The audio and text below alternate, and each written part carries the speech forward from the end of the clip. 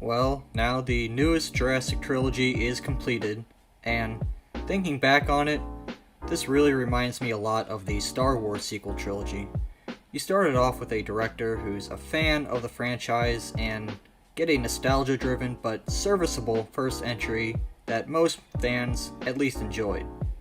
Then you move on to a new director for the second movie, and he just absolutely shits the bed so hard that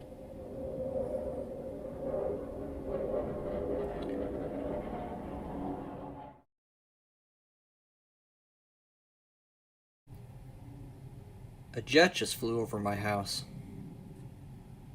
Anyway, then you move on to a new director for the second movie, and he just absolutely shits the bed so hard that even Amber Heard would be proud. The studio realizes that fans aren't happy with them, so they bring back the first director again and say, hey, good luck, just try and work some of the same magic you did the first time and make people less angry with us, please.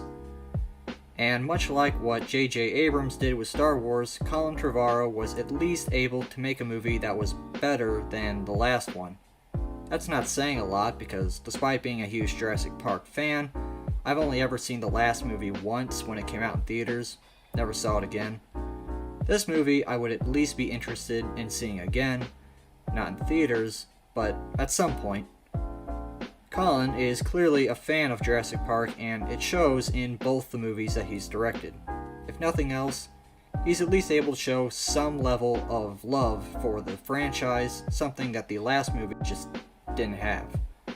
You've got the whole crew from both trilogies back, so there's a lot of callbacks and a lot of nostalgia to go around, and the action, which is plentiful, is also very well done. Visually, this movie was outstanding. Unfortunately, there's just not a whole lot of meat on the bones, so to speak. The plot wasn't terrible, it just kind of is what it is.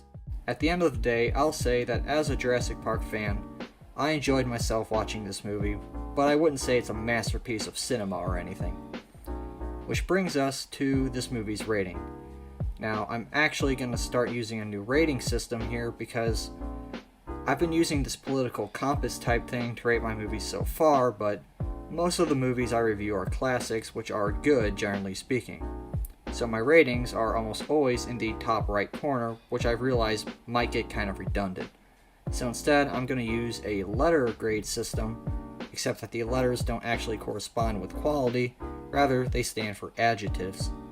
So for example, while the original Jurassic Park gets an F for favorite movie of all time, Jurassic World Fallen Kingdom gets a B for big pile of shit, and Jurassic World Dominion gets an A for a slightly smaller, less stinky pile of shit. Well, that's all I have for you today. If you liked what you saw here, don't forget to hit like and subscribe, and I'll see you again next time. Good night.